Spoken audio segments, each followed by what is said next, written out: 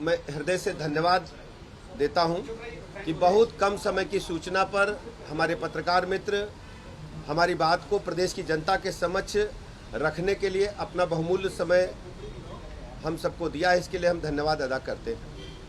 हम सब जानते हैं कि उत्तर प्रदेश में 2017 के बाद से जब से भारतीय जनता पार्टी की सरकार, योगी जी की सरकार बनी है, उत्तर प्रदेश में कानून व्यवस्था चुस्त दुरुस्त हुई है, अपराधियों के हौसले पस्त हुए हैं, आम जनता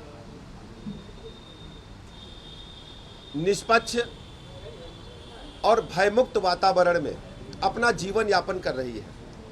कारोबारी, उद्योगपति,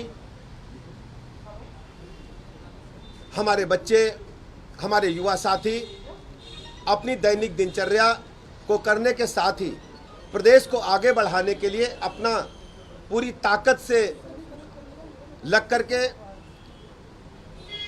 सरकार की नीतियों के साथ जुड़ करके प्रदेश को आगे बढ़ाने में लगे हुए हैं।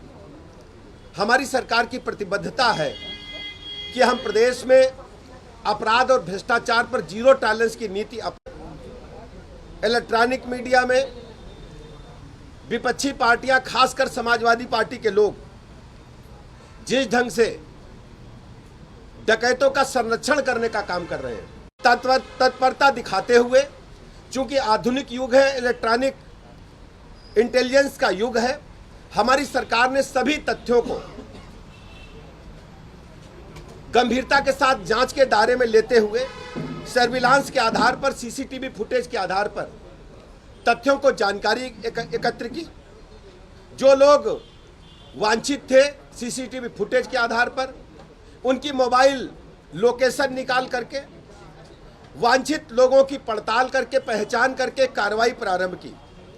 उस कार्रवाई के दौरान जो अपराधी पकड़े गए वो पुलिस मुठभेड़ में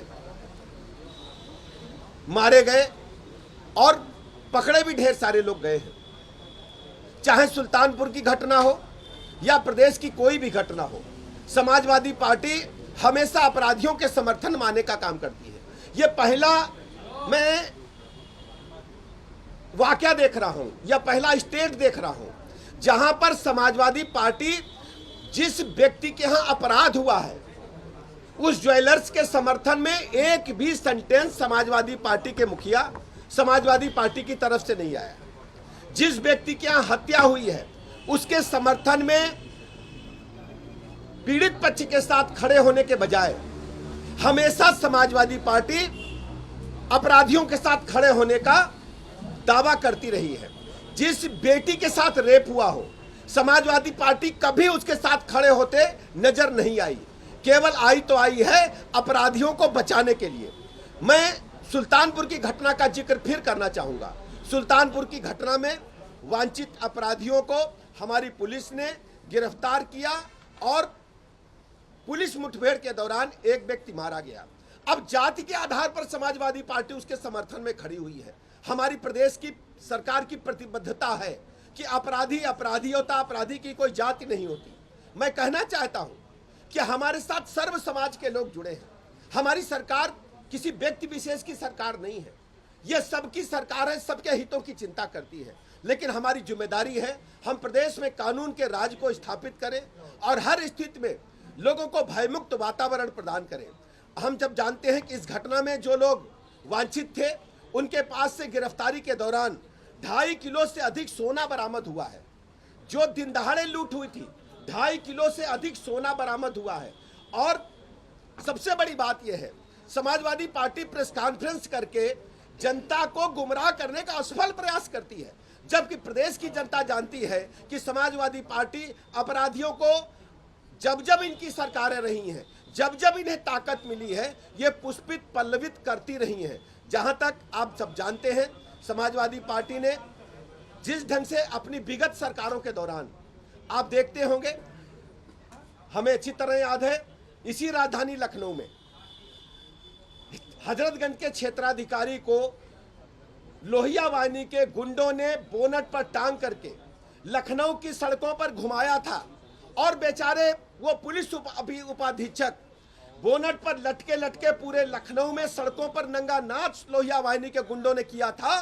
फिर लोहिया वाहिनी के गुंडों की हिम्मत देखिए उस समय जब समाजवादी पार्टी की सरकार थी, उस जीप को ले जाकर के एसएसपी लखनऊ के बंगले में घुसा दिए थे और एसएसपी लखनऊ के माध्यम से उन गुंडों को, जिन लोगों ने क्षेत्राधिकारी हजरतगंज को बोनट पर जीप पर टांगा था, उनको बचाने का काम हुआ था।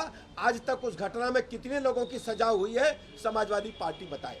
दूसरी घटना का मैं जिक्र करना चाहता हूं। बदायूं में 2 बहनों के साथ जो घटना घटित हुई थी, पूरे देश और दुनिया में चर्चा हुई थी। समाजवादी पार्टी आज तक उस बारे में कोई स्पष्ट बयान नहीं दे पाई है कि समाजवादी पार्टी की सरकार में किस ढंग से बहु बेटियों की इज्जत आबरू लूट करके उनकी हत्या करके पेड़ पर टांगा जाता था। तीसरी घटना मैं आपको याद दिलाना चाहता हूं। मथुरा के जवाहर बाग कांड को कौन भूलेगा। हमारे एडिशनल एसपी, हमारे पुलिस अधिकारी वीर गति को प्राप्त किए थे। अपराधी जो समाजवादी पार्टी की सरकार के संरक्षण में थे, कई दिनों तक गोलियां चली थी, गोला बारूद इकट्ठा करके रखे थे। यह समाजवादी पार्टी की संरक्षण की ही देन है कि जब जब सपा की ताकत मिलती है, अपराधियों का मनोबल बढ़ता है और प्रदेश की भोली भाली जनता का अमन चैन भी लूटते हैं, उनकी धन संपत्ति भी लूटते हैं और बहु बेटी की इज्जत आबरू को भी खतरे में डालने का काम करते हैं। और मुजफ्फरनगर कांड को कौन भूलेगा।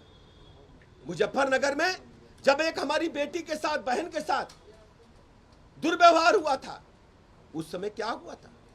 केवल आपने वोट के चक्कर में, केवल वोट के बंटवारे के चक्कर में आपने किसी व्यक्ति को छोड़ दिया था, गिरफ्तारी नहीं हुई थी।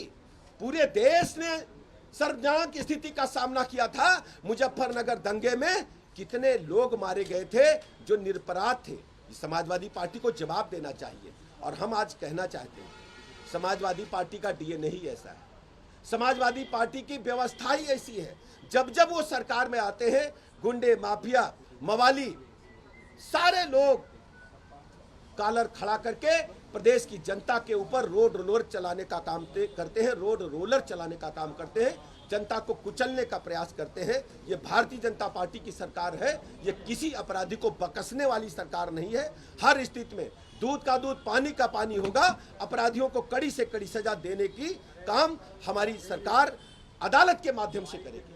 हम सब जानते हैं, बहु बेटी पर अत्याचार, अनाचार सर्वाधिक समाजवादी पार्टी की सरकार में होता था। लेकिन आप लोग एनसीआरबी के आंकड़े उठा करके देखेंगे, बहु बेटी पर अत्याचार, अनाचार हमारी प्रदेश की सरकार में कम हुआ है। और सर्वाधिक सजा दिलाने वाली अगर कोई सरकार है तो उत्तर प्रदेश सरकार है। अदालत के माध्यम से आप एनसीआरबी के आंकड़े देख सकते हैं। जहां तक अखिलेश यादव जी बार बार सवाल उठाते हैं कि मां के आंसू समझ में नहीं आते, मैं उनसे पूछना चाहता हूं, उत्तर प्रदेश में अपराधियों ने जिस ढंग से भोले भाले लोगों की संपत्ति को लूटा है, खुलेआम असलहे के बल पर अपहरण किए हैं, खुलेआम असलहे के बल पर के रेप हुए हैं, खुलेआम जमीन पर कब्जा हुए, सरकारी ठेकों पर लूट हुई है समाजवादी पार्टी के शासनकाल में, क्या उन घटनाओं पर वो श्वेत पत्र जारी करेंगे? मैं अखिलेश यादव जी से, समाजवादी पार्टी के मुखिया से पूछना चाहता हूं। अभी हाल ही में जो घटनाएं हुई हैं, कन्नौज की घटना कौन किया है? मैं अपने पत्रकार मित्रों से पूछना चाहता हूं, कन्नौज की घटना में कौन शामिल है? हमारी बेटी को रात में अपने कमरे में बुलाकर विद्यालय में रात में कर क्या रहे थे प्रबंधक महोदय? यह कोई जवाब अखिलेश यादव नहीं दे पाएंगे, समाजवादी पार्टी के लोग नहीं दे पाएंगे कि रात को समाजवादी पार्टी के नेता जो हैं वो रात को अपने कॉलेज में कर क्या रहे थे महिलाओं के साथ में। हमारी बेटी को बुलाकर के जिस ढंग से दुष्कृत्य किया है, प्रदेश की जनता कभी समाजवादी पार्टी को माफ नहीं करेगी।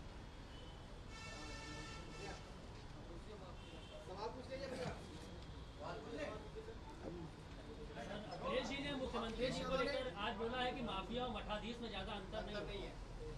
आप जानते हैं कन्नौज की घटना के बारे में बताया मैंने। अयोध्या में क्या हुआ? अयोध्या में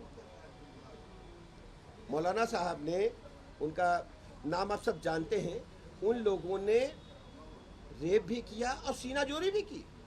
हमारी सरकार बेटी के साथ खड़ी हुई। पूरे प्रदेश की जनता जानती है कि हर स्थिति में हम बेटी के साथ खड़े मिलेंगे। जो पीड़ित परिवार है, हमारी सरकार की प्रतिबद्धता है कि हम पीड़ित पक्ष के साथ खड़े होंगे। जो गुंडे, माफिया, बदमाश है, उनके मनोबल को तोड़ने का काम करेंगे। और अभी हाल में हम 3 दिन पहले अखबार देख रहे थे, एक और विधायक जी समाजवादी पार्टी के हैं, उनके यहाँ एक बेटी की लाश बरामद हुई है उनके आवाज से। आप सब लोगों ने मीडिया में देखा होगा। आप समाजवादी पार्टी के नेता से बात को अवश्य पूछिएगा, ये मैं आपसे कहना चाहता हूँ।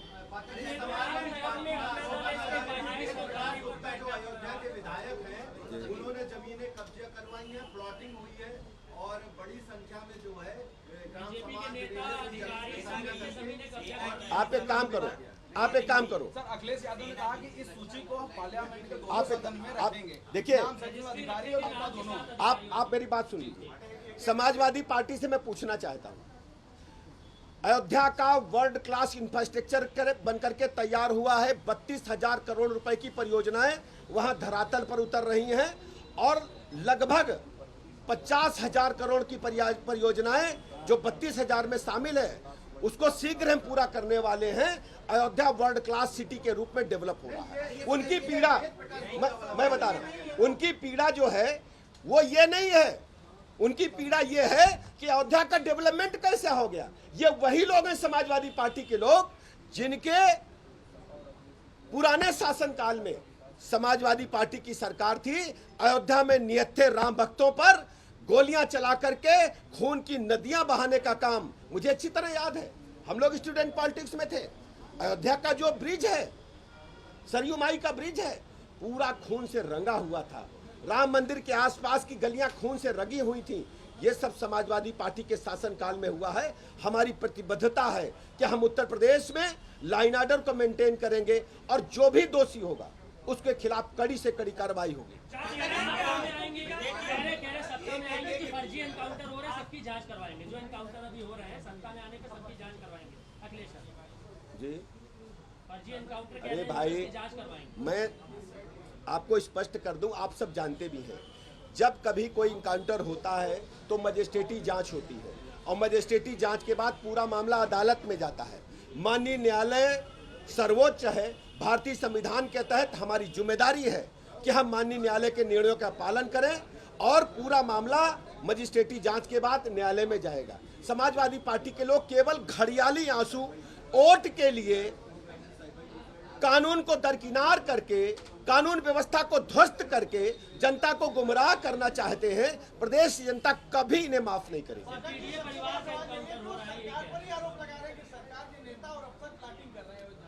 देखिए मैं साफ